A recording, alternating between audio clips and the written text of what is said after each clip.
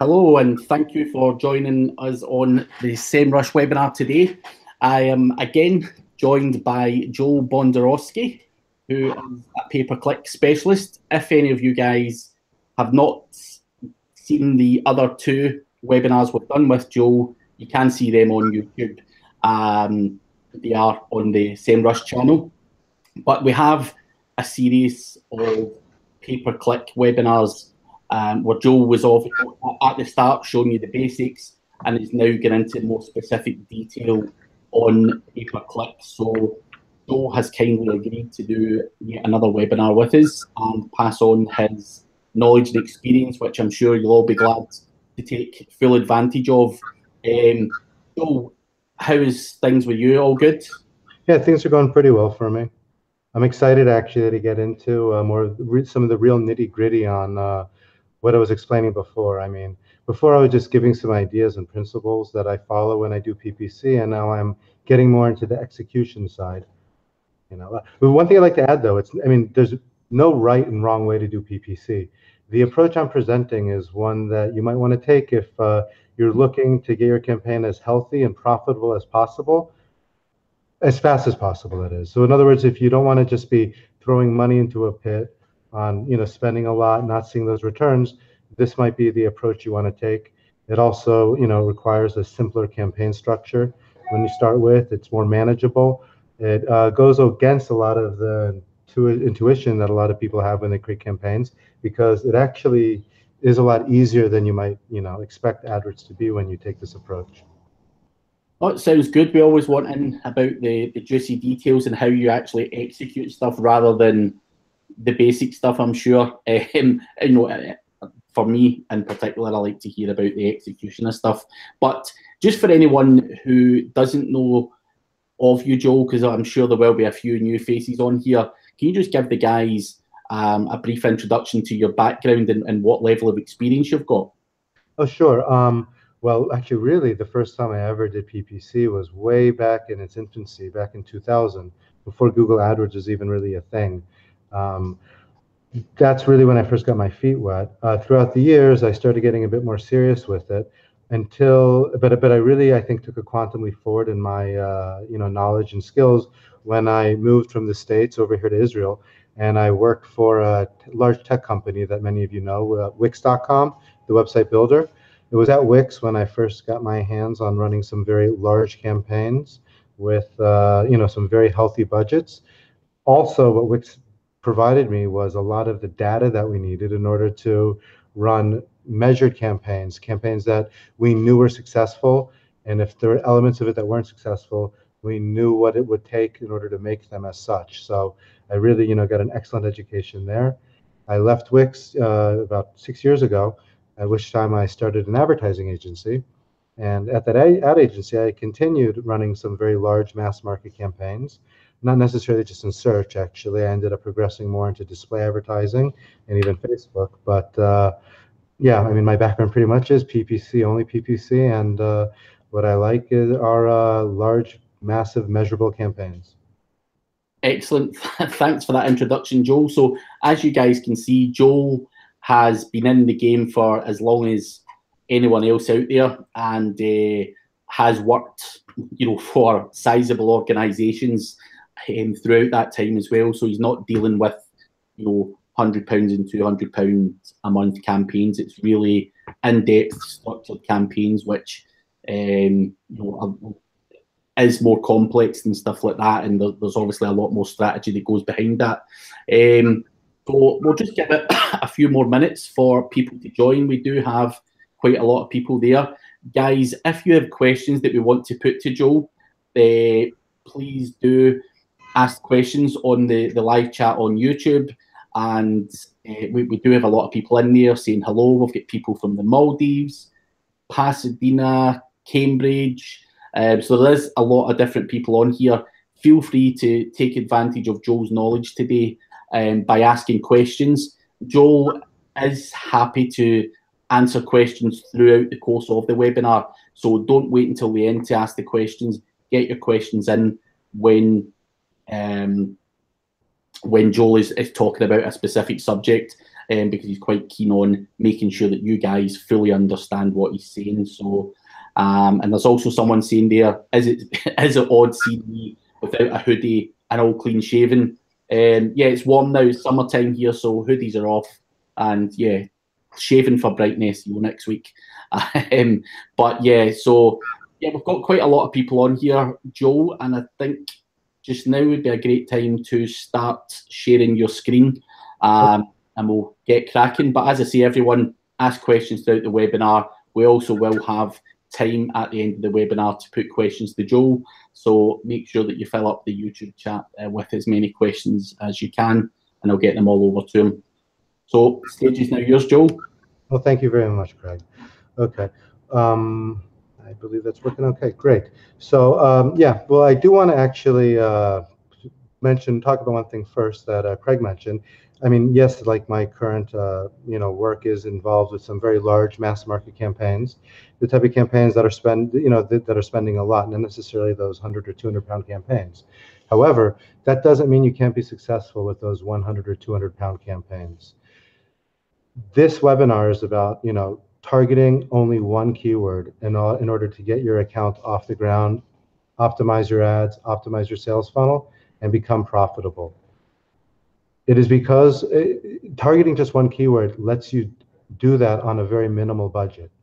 And that's pretty much the premise of my whole series, is about getting off the ground and getting your account looking as healthy as possible, so that way Google scores you well, optimizing the perfect ad copy for what your offer is, and also learning what you need to learn about your most powerful targeting, that one keyword, so that way you can give it the value it deserves in order to move forward and make your account profitable. And then later on, you grow.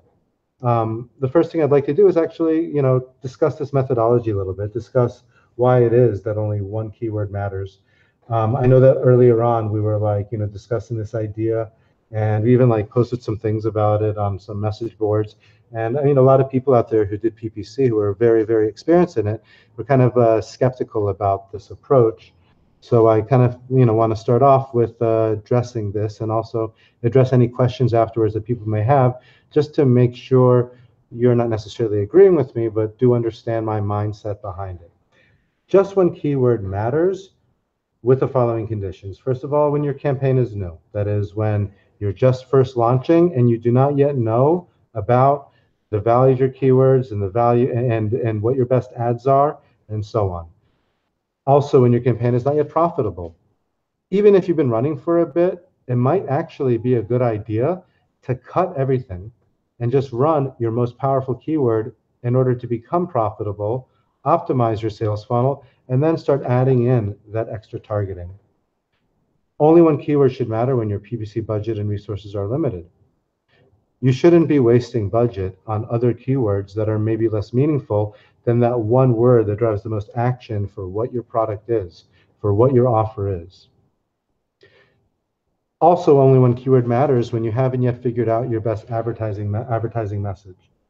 One thing I've learned on Google AdWords, actually, and this is something that took me a little bit of time to learn, is that Google AdWords doesn't really let you run well until you have a winning ad. And it really makes sense, because that ad engages the user, that ad gets the click, and Google only gets paid if you get that click. So being pay-per-click advertising as it is, you need to get Google paid from those clicks in order for them to reward you and show your ads.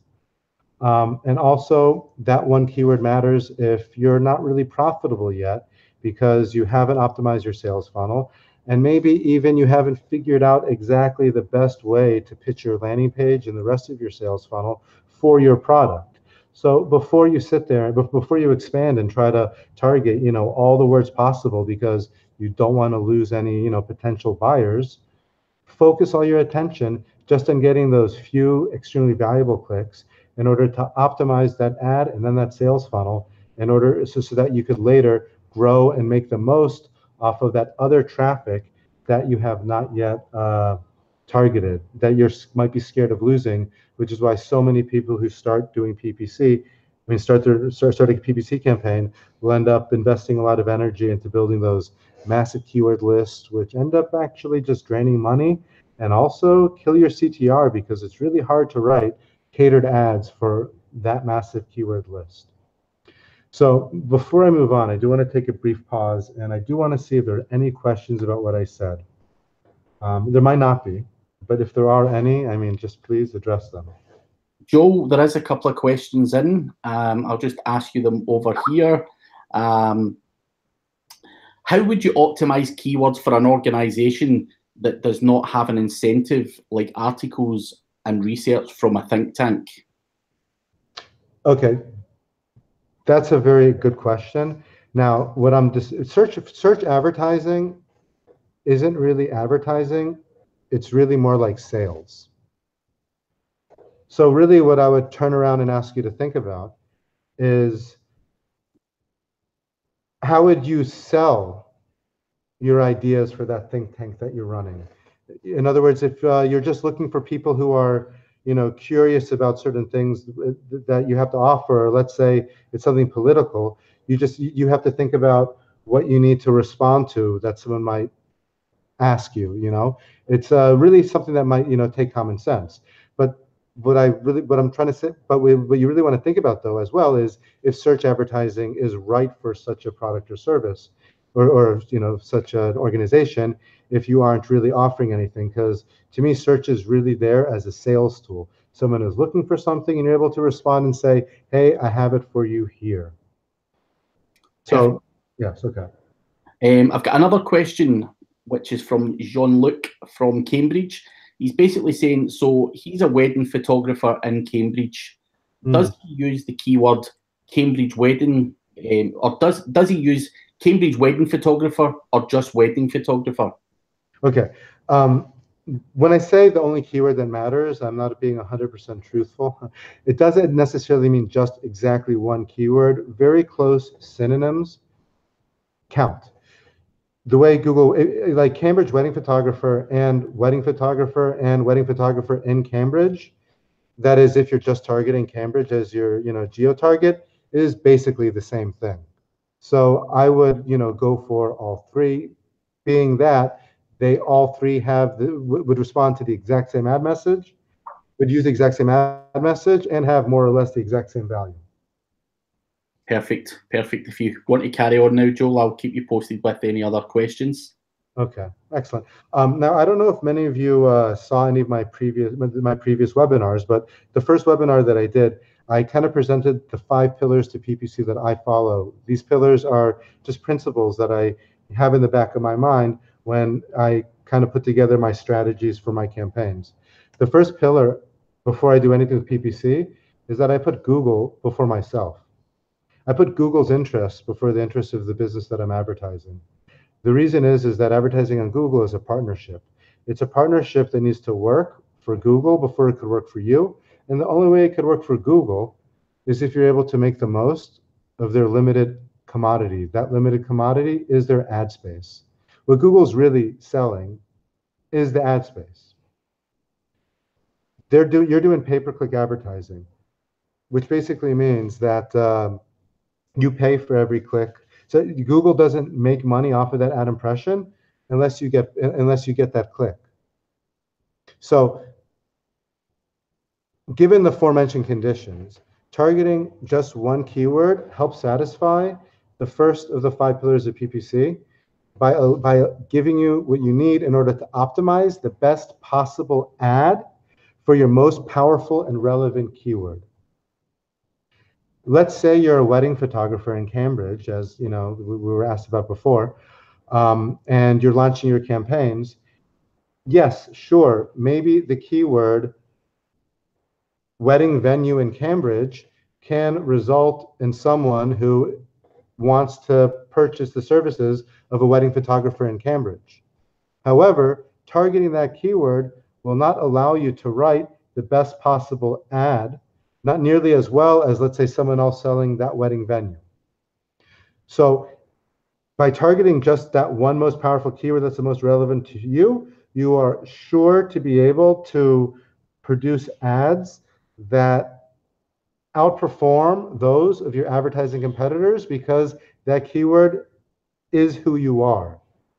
If you're a wedding photographer in Cambridge, just target that word like we spoke about before, and then you could optimize the best possible ad as opposed to trying to spread out too much and trying to get clicks for things that isn't necessarily relevant for who you are, and then you end up losing CTR, you end up losing quality score. Google doesn't look at you as valuable of as an advertiser, which then means that you will then have to pay more for more position, and it'll be harder and harder to show your ads. So definitely the number one thing you want to do is start with just the killer keyword, the main keyword that describes who you are, because that's how you're going to put Google ahead of everyone else.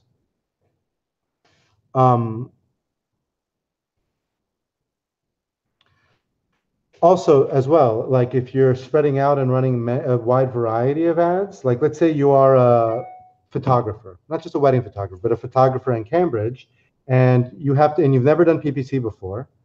Since the best possible ad is the most important thing, in my opinion, before you start, because unless you have that, you're going to pay a lot more for those positions, and it'll be harder for you to run.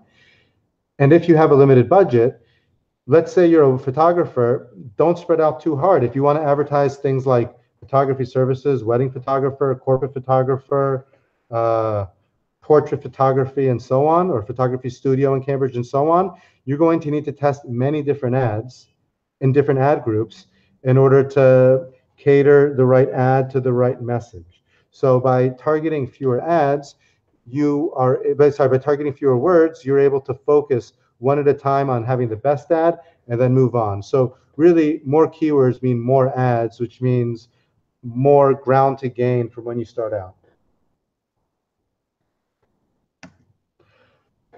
The second pillar is to be in control. And the way you're in control is by operating with statistics that you can rely on. Statistics are only reliable if you have confidence in them. Confidence comes with numbers. If you launch your campaign with 100 keywords, you have to spend a lot of money to get confidence in the value of those 100 words. What will actually often happen is that many of those words will take so long to get statistics that they're just going to become a pit that you don't even notice, and you won't be able to give good bids on them. So by targeting just the keyword that matters the most, you're able to understand as quickly as possible that value per click. You need to know that value per click so that way you can give the right bid for that keyword in order to break even or even become profitable, which actually is done by a very simple formula. You take the value of the sale multiplied by the conversion rate being percentage of people who click and buy, and that right there is your value per click. So really, fewer keywords gives you more. It gives you more statistical confidence. The third of my 5 pillars is to build a money machine. Building a money machine basically means that you have a campaign that floats. You have a campaign where you have confidence that if you put in this much money in it tomorrow, it'll make that much money back. In order to do that, you need to achieve what I am calling now the Holy Trinity of PPC. The Holy Trinity of PPC has 3 components. One of them are winning ads. You need those winning ads so that way you win favor with Google, so that way you show ads at the best position possible at the lowest price. Statistical confidence. You need statistical confidence so that way you know the value of your keywords, so that way you can give it a bid. So that way you know that if you're paying $1 per click for that word, for the next $1,000, you're going to get that much money back based on your historical conversion rate that you have confidence in. And the next thing to make that money machine work is to have an optimized sales funnel. If you have winning ads and statistical confidence where you understand very well the conversion rate for your words, the next step in becoming profitable or at least breaking even is to have a sales funnel that gives you that conversion rate, so that way your value per click is equal to or greater than your cost per click.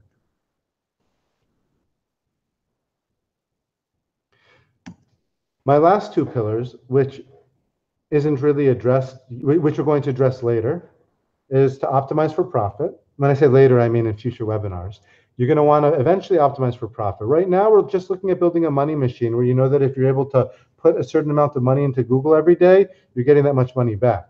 We're not yet talking about how to make the most out of it.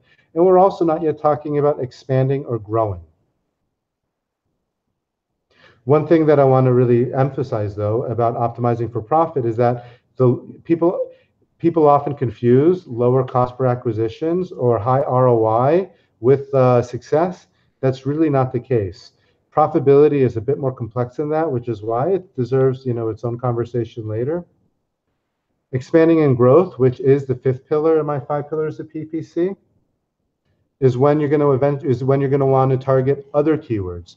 If you're that photographer in Cambridge who decides to start off his campaign targeting wedding photography in Cambridge, once he's optimized that funnel and become profitable there, that wedding photographer will then want to target other services such as corporate photography or studio photography and so on.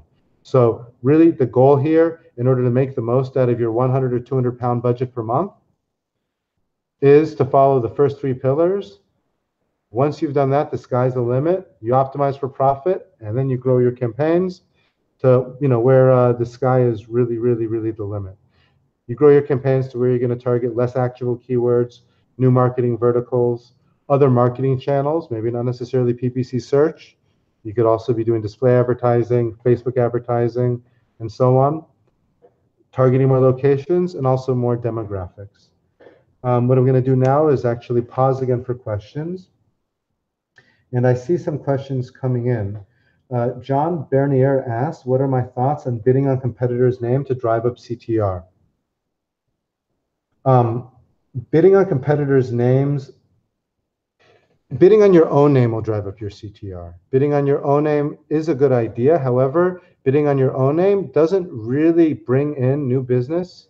It only helps reinforce people who already know who you are. If someone is searching for you, they already know about you. They're just maybe researching you. If you're bidding on your own name, it's very easy to get that great CTR because you're giving them what they're looking for. However, if you're bidding on your competitor's name, you're actually going to lower your CTR. You're going to lower your quality score because you are not that competitor. If someone is searching for Chevrolet and they see an ad for Ford, they're not going to be as likely to click on that Ford ad as they would on the Chevrolet ad because they're not looking for Chevrolet. So bidding on your competitors is something I would advise against until you have a very large, healthy account. Once you have a very large, healthy, successful account with a lot of traffic and volume, then the CTR that you lose by bidding on your competitor terms won't impact the overall scoring of your account. Google will still look at you as being a formidable advertiser, and it could help you get you more business. You might convince some of those Chevrolet people to buy a Ford. I have another question from Dijon Kurtolov. He asked if there's an average or ideal number of keywords to keep in mind while adding them. Well, really, I want to just focus on what the main word is that is relevant for what you do. I'm going to get actually more into this later when I get more into keyword research and how to find that actual word. Also, we have other questions related to how many ads you want to test per ad group. That's a topic we're going to touch on later. Actually, in the next webinar is when I'm going to talk about ad testing.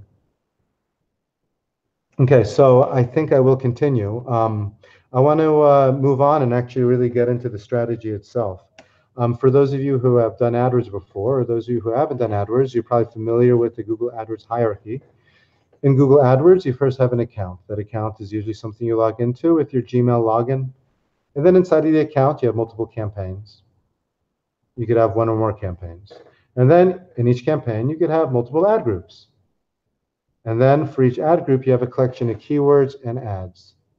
In the example I gave right here, you're just seeing 2 campaigns and an account, 3 ad groups per campaign, and so on. I would have listed, but you could imagine there could be more. I mean, I've run accounts before with hundreds of campaigns for various reasons. It was a good idea for them. It isn't a good idea when you're just starting out.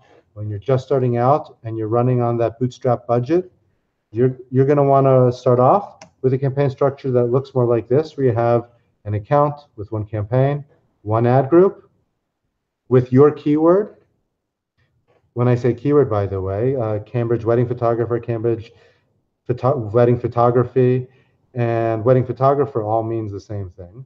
And also your ads. Those ads are there for A/B testing. The number of ads, that's something I'll get into soon, of course. But that's the basic structure. This is easy. This is very, very simple. You don't have to spend much time building this campaign. It can be done in several clicks. The real focus is going to be in optimizing those ads, understanding the statistics for the keyword, and then optimizing your sales funnel. Now let's get into how to choose those keywords. Well, before I get into choosing those keywords, I want to understand keywords a little bit. Different keywords express different user intent.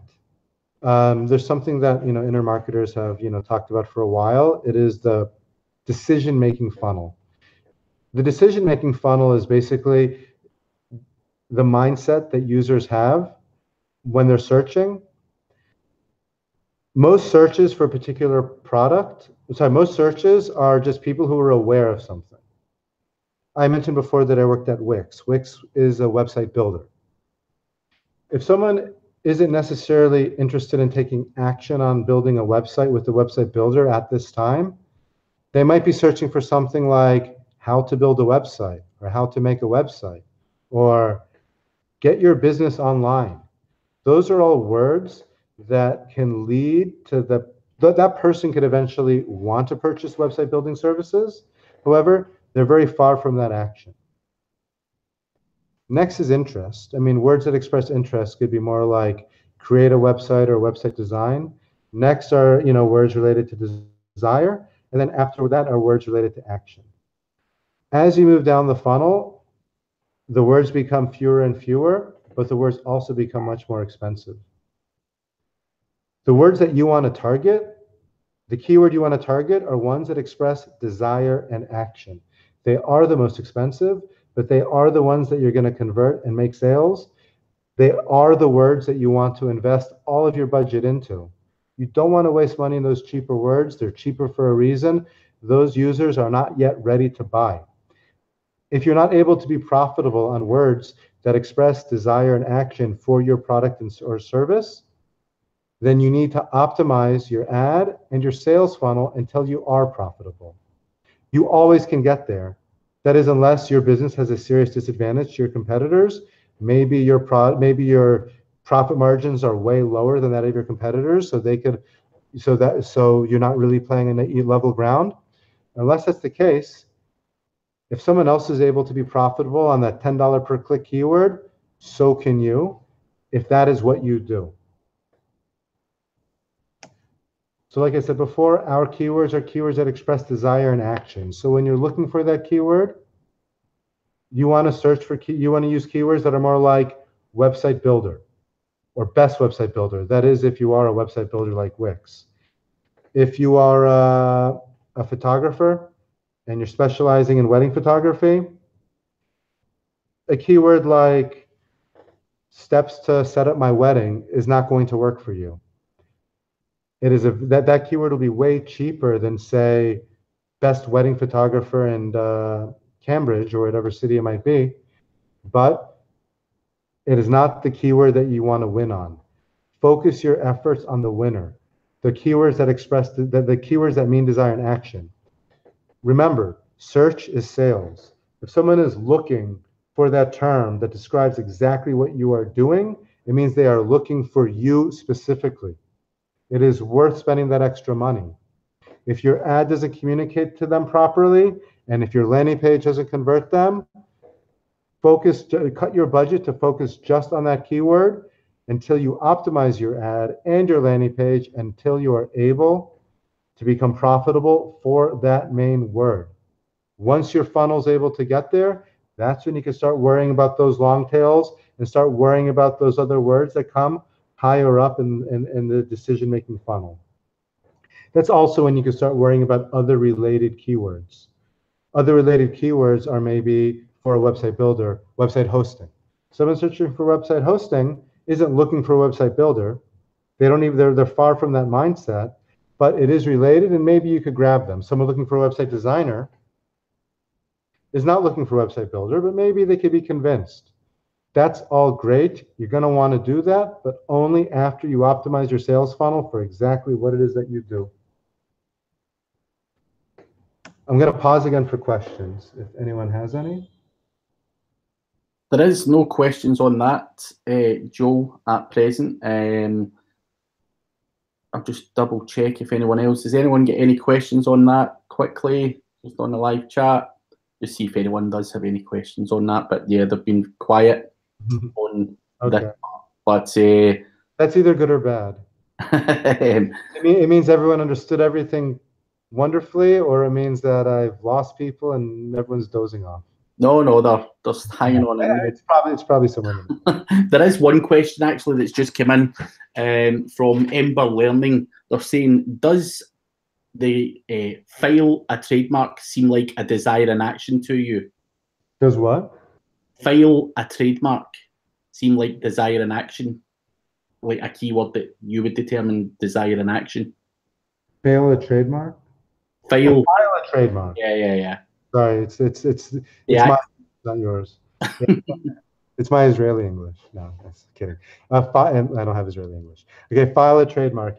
That is actually very, very, very actionable if that is the service you provide.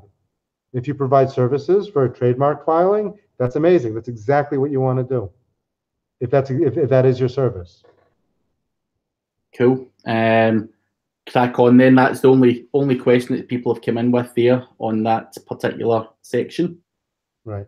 No, but that's great. Other like a less actionable word is maybe something like how do I come up with an invention? I mean, that's off the top of my head, but that's someone who's maybe far away from filing a trademark, or how about this, or it could be something like launch a business before you actually have that business idea. I mean, there's keyword research, what I'm going to get into, tells you all those different words. So next, what I'm going to get into is how to choose keyword candidates. Because remember, I'm into that one actionable keyword. So before you get to that actionable keyword, you're going to want to make a list of keyword candidates. So the way that I would make my list, basically what I would do is I'd open up a notepad or even an Excel or a Word document, whatever you choose, and start with common sense. Think about what is my offer, what it is that I'm selling, and write down different ways that people can look for them. Then the next thing I'm going to want to do is maybe get other ideas. I can get other ideas using related keywords from Google search. It's maybe not ideal, but it's kind of a habit of mine from a long time ago.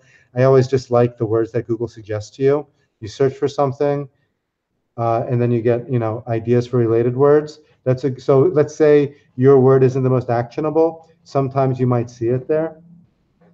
Next, I will get ideas from tools such as the Google AdWords Keyword Planner and also SEMRush. They are both great tools for coming up with keyword ideas. So if you put your keyword in there and search for it, Google will do a great job of finding giving you a big keyword list. So that list will actually be a bit redundant to Google's related searches.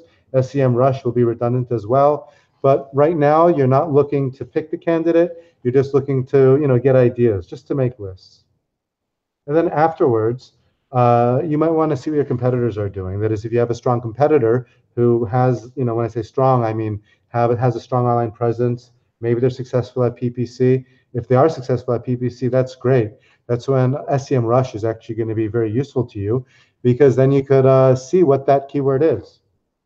Search for that competitor's website in SEMRush, and you can figure out what domain words are that drive them traffic. I mean, it'll usually be the first word in the list. I did mention the Google-related searches idea, and I kind of just want to show a graphic on that. Let's say I'm advertising beach chairs. Well, I search for beach chairs, scroll down to the bottom of the search results, and you'll then see searches related to beach chairs. So I could kind of get an idea as far as other words that are very powerful in this area. In this case, though, beach chairs is really the most powerful word. Other things are less so. Now, again, I want to talk about, the power of SEMRush. Now, what SEMRush will do for you is it'll help you come up with those keyword candidates. It'll help you understand which are the driving keywords of your competitors. And also another thing which is very important is that it'll help you get ideas as far as what your competitors' ads are. Ads are everything because you want to make the most of that click. So really understanding what other people are doing will help you with your own creative copy. If I'm working on a new client, though, one thing personally that I like doing is I like coming up with some ad copy before I look at the competitor ads. I kind of feel that if I come at it with a fresh point of view, I might come up with more creative ideas than I would if I first polluted my thought process with other people's ideas. So that's just my own ideas. That if I'm coming up with ads, I will try to make a few ideas before I look at the competitors. The competitors will, give me a lot more ideas. It'll help me understand what might be working, what might not be working. But I only want to do that after I've done some thoughts myself on the subject. The Google AdWords Keyword Planner is very powerful because it does give you the most complete list of keyword candidates. The traffic estimates in the Google Keywords Planner are very meaningful.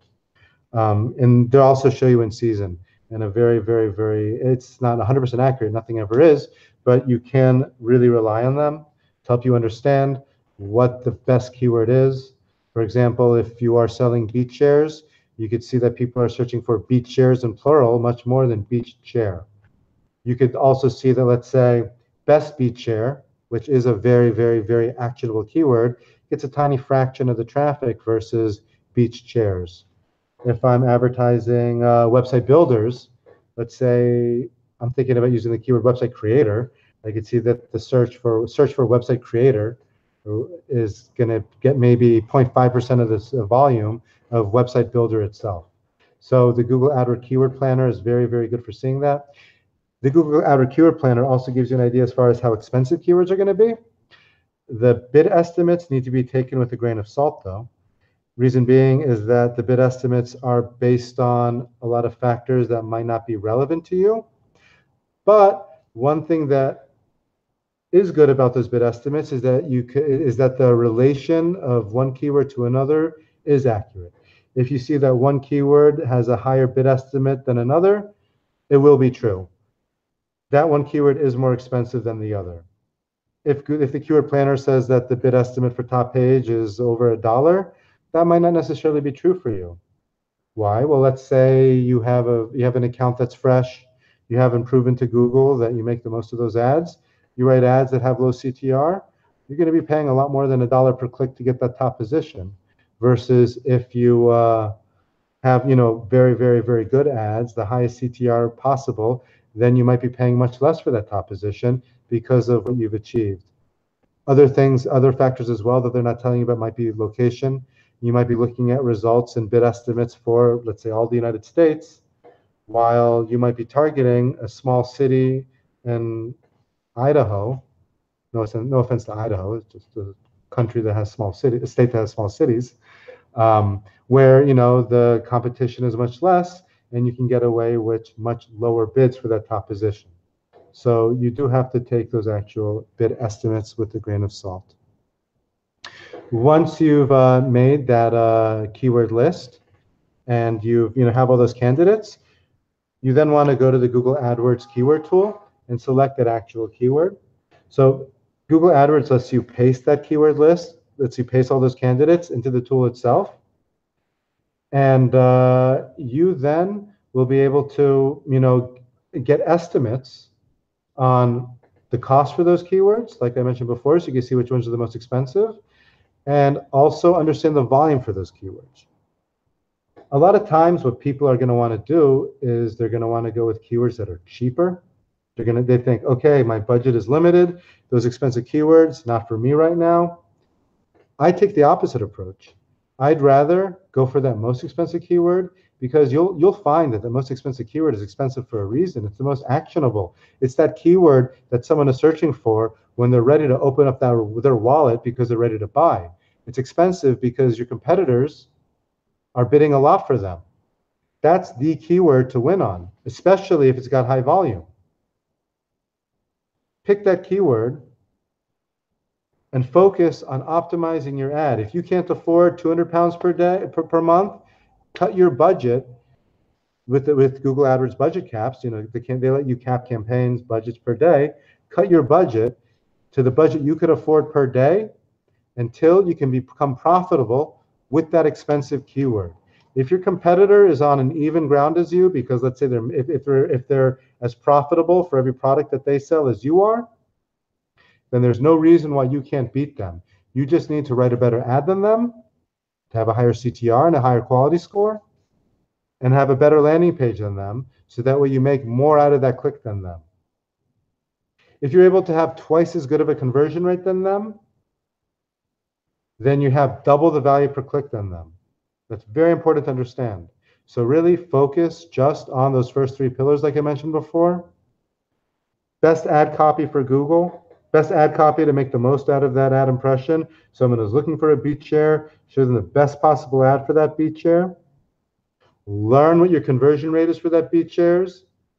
Get those thousands of clicks for that expensive keyword to understand with confidence what your conversion rate is, so you know with confidence what the cost per click is that you need to pay in order to become profitable.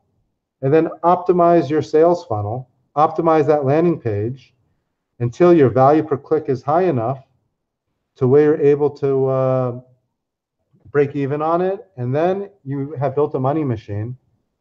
You're able to just open up your advertising budgets, have no cap, and then you're able to become optimized for profitability, and then put budget with confidence into other keywords, marketing verticals, and channels, and so on.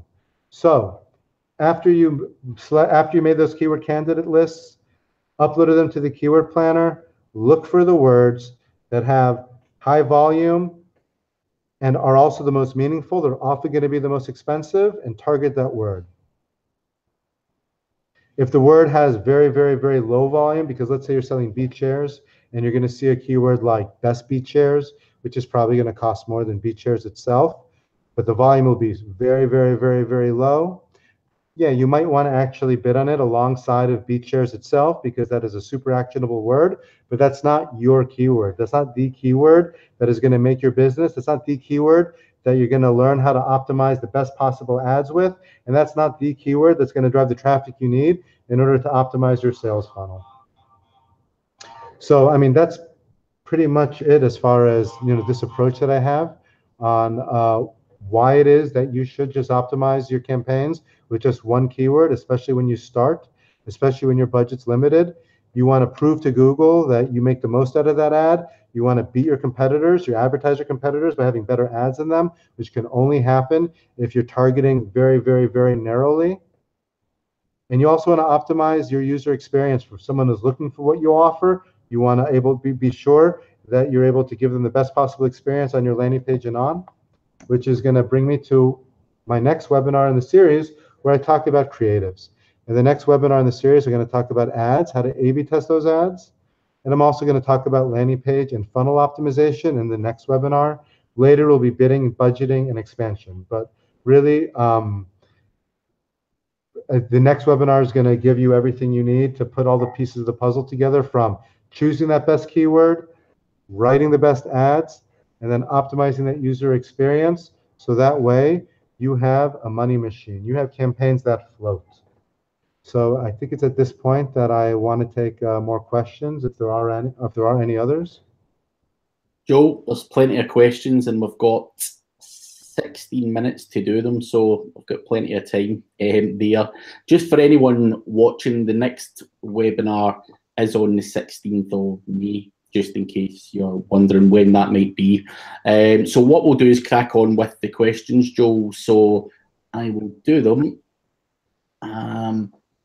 So John Bernier is asking, do you suggest making unique landing pages for just, for AdWords campaigns? Definitely. Definitely. Here's why. Your homepage is really for people who know who you are. If someone browses to your homepage, It means that they've like found your, they search for your name, or they know your website address. They're already clients of yours. They've received a business card of yours, and they know to look for you. They've heard about you.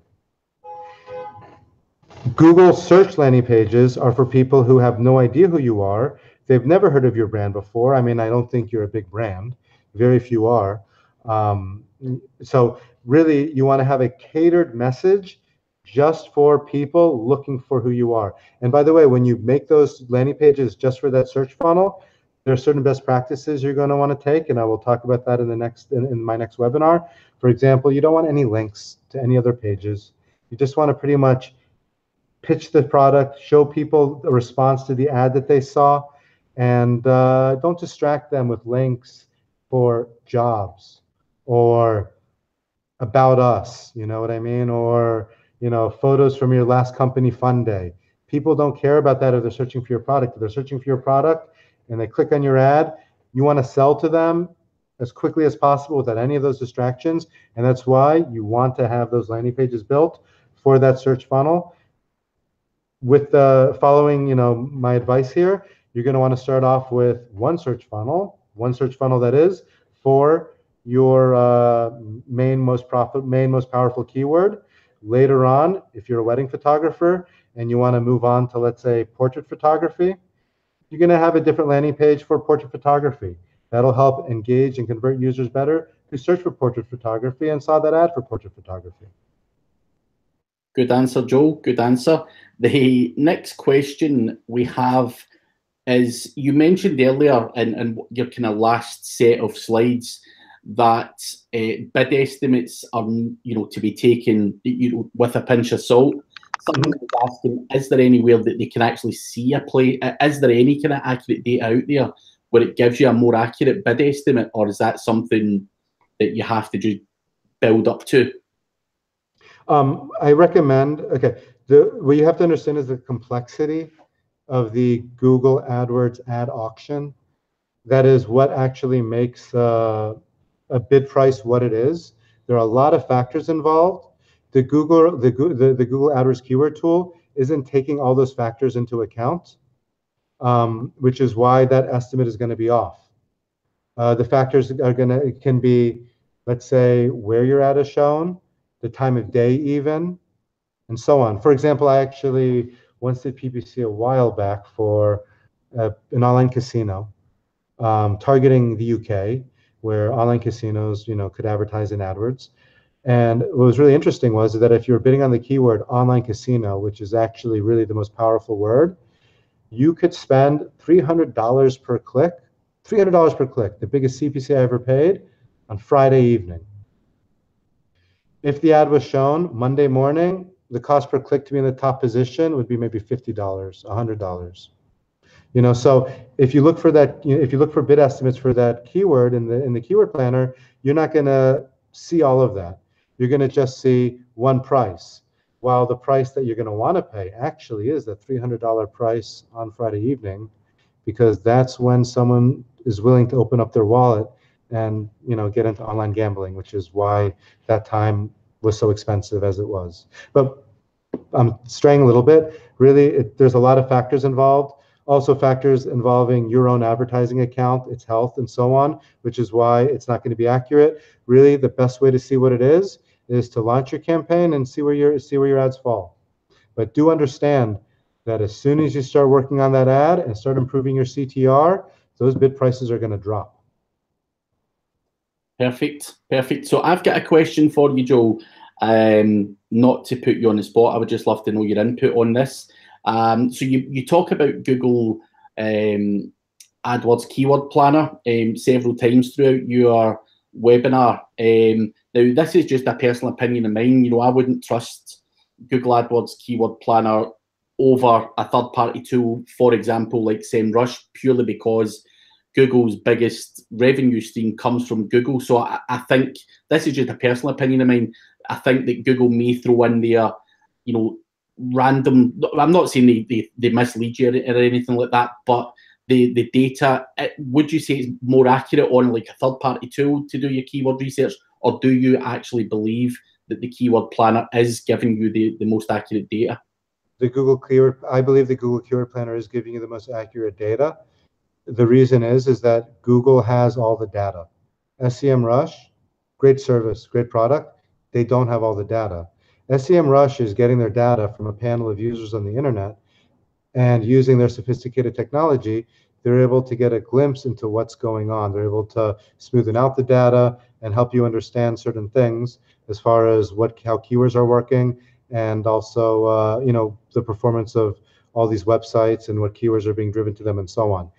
Google themselves have all the data. Google's motive, by the way, is for the advertiser to be as successful as possible with advertising on Google, which is why Google makes the keyword planner as good as it can be with the data they have, which is massive, which is way more complete than any of the third-party tools. So you have to trust Google. Google wants you to spend money on them. So Google wants you to do well in AdWords. It's a win-win scenario, which is why they give these tools. I mean, Google Analytics, for example, is an amazing tool. Later when I talk about landing page A/B testing, I'm going to be pitching the Google Analytics A/B testing program, behavior experiments, and the reason for that is that they built that so that way advertisers can make more of those clicks, so advertisers can convert better and have profitable campaigns. If your campaign's not profitable, you're going to stop spending on them. So I trust them in that aspect. I trust them that they want me to spend money on them. And that's what that keyword planner is for. Cool. And just following on from that, someone asked the question, it was actually cloud connected. How much, or is there any estimate on how much revenue Google receive from pay-per-click campaigns? Is there any kind of figures? Yeah, so I think it's, Google is a public company, and I think that information is out there. But it is kind of like maybe 95+% of the revenue. This is what makes Google. And Google is a massive, massive, massive, massive, massive company. They own information on the internet, and Google AdWords is that bread and butter. So it is something to be taken seriously. There is one thing, though, that I would like to add, is that of all these advertisers advertising on Google, there's some of them that are just not there yet. They're spending money every month. Their campaigns aren't yet profitable. They might not even know if they're profitable or not. Like a lot of big companies do that. They just have advertising budgets. They put some into online marketing, and they're not measuring it properly. Others are more sophisticated in their online marketing efforts, where they are measuring everything. They know very well what their ROI is with Google. It is very rare that any of these advertisers are making more off of the products that they're selling than Google is off of their products. That's how powerful Google is. Google is basically like a mafia don taking protection money from people. All these businesses are selling online, and they're taking a big cut of all of it just to let you do it. And that's actually why they're as rich as they are. Yep, they certainly are rich. And yeah. I mean, we're all right now. We're having this conversation talking about being break even, building a money machine, and getting back what you put in. That basically means that Google's making all of your money. And then next, we're going to hope to be profitable. We will be, but that's the next step, is making a little bit more. So yes. Cool. So the next question is from Carol Tomalti. When you were talking earlier about the kind of desire and action keywords, Carol is asking, is there a good place or a list somewhere to get those type of keywords, desire and action keywords? This is a lot of common sense. This is common sense. But one thing actually, it's a lot of common sense. You just have to think about what your product is, and then you do keyword research. You make your keyword list, and then you kind of can look at them and you can rank them on your own to understand which words are more actionable than others. Like I keep going back to the website builder example. Someone looking for how to build a website is much farther from taking action than someone searching for create your own website or create a website, which is further than create your own website, which is further than website builder. Now, look at those words I just said in the Google AdWords keyword planner. The more actionable words are going to be more expensive. So yeah, actually take your list, look for it in the Google keyword planner, The more expensive ones, the ones that they estimate have the higher CPCs, are probably the more actionable ones. And that's there for a reason. Unless something in the middle is more actionable for someone else. There are other outside factors, right? I mean, maybe there's overlap with industries. Yeah, I think common sense has to fit in with that one. So we've got 5 minutes left, so still time for some more questions. James Warnkin is asking, with business-to-business advertising, are general keywords or brand-specific keywords better to start with? So what could you repeat that, please? With B2B advertising, are general keywords or brand-specific keywords better to start with? Okay.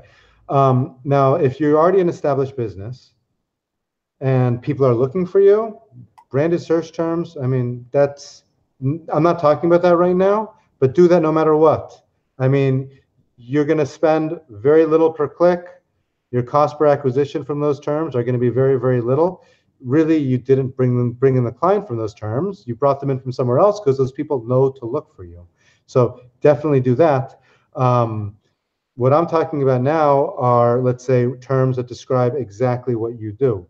You know, like, let's say, accounting software, right? If someone is searching, you know, let's say you have an accounting platform and you have a brand name, one campaign, which is outside of the conversation I'm having, is your branded term, people who know who you are. They're hearing about you from other places. Your salespeople dealt with people and so on. The other term could be, the other campaign will be the one keyword that best describes your software and what you do. In the example of accounting software, it's extremely competitive, and you have a lot of players out there. That might not be the best one, but yeah, it's you have to distinguish between the two, because the branded terms, you're just getting people who you've already gotten before. Excellent, Joel. And another question from Divkar Mishra. Divkar is asking, how many ad copies is a good place, is a good amount to place in an ad group? Okay, I was asked that earlier, and it's a very, very good question. I didn't answer it because it's something we want to touch on later, but I will tell you what I think about that right now. One of my pillars of PPC, the second pillar, is to be in control with statistics you can use. If you're A/B testing inside, the reason why you want multiple ad copy inside of an ad group is for comparing different ad copy, comparing the performance of different ad copy. If your campaigns, if your ad groups have very little, if the ads get very little volume, if there aren't many people seeing them, and you don't have confidence statistics that one ad is beating another, then you have too many ads. If the volume is really, really high and you're getting, you know, thousands or tens of thousands of impressions per day on those ads, then you might be able to get away with testing, you know, 4 or 5 ads in a group and having conclusions on those tests every 2 or 3 days. So it really depends on how quickly you want to test, and you know, which is dependent on the volume your tests get. Excellent. And one last question. We will go for Michelle Mospins. She is a watercolor artist that sells custom wedding invitations. Okay. Would the keyword custom wedding invitations be too general? No. That's exactly what she does. Yeah. Oh, but I understand why. Because she's a watercolor. She has something unique. Mm-hmm. Right. Yes. Unique. Okay. But the thing is that people probably don't know to search for watercolor wedding invitations.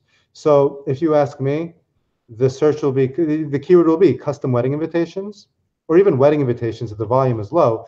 Custom wedding invitations is great. It's actually more specific for what you do. And the ad will have a headline that says something like custom wedding invitations. And then in the description is where you want to say something like present your beautiful, you know, present your, you know, meaningful event to your friends and family with beautiful wedding invitations, with unique wedding invitations that have this special flair. In other words, in the description itself is where you want to maybe pitch the idea to people that it are these wedding invitations that they want versus others. Headline should reflect the search term. In the description is where you're going to want to complete what they're looking for in their mind which are the custom invitations, but then explain why your ads are, why your invitations are better in the ad with a little bit of information. Don't say too much. You don't want to sell in the ad. The point of the ad is just to get the right person to click. So let that person know that maybe they're getting something more unique in the description with a little bit of text. And then on the landing page is where you're going to make that sale. Excellent. That is us sadly out of time for today, Joel. We did have more questions to ask, but sadly that's 6 o'clock now. So thank you everyone for any more questions, hit me up on Twitter. Get Joel on Twitter. Like, give me something to do tonight. So thank you everyone for joining again today. We will be back on the 16th of May with Joel again, and we will get again more questions and answers out of Joel and some more information. So thanks again, Joel, for being here today. Oh, you're very welcome. And by the way, one thing I'm definitely going to address and get into more in the next webinar is the right number of ads to test per ad group and such strategies. It's a question that came up to me a few times, and I think that people really want to, hear my point of view on that. They sure will. They sure will. But thanks again for coming, and thanks everyone for joining us today. We will catch you the next time. Oh, you're welcome. Cheers. Cheers.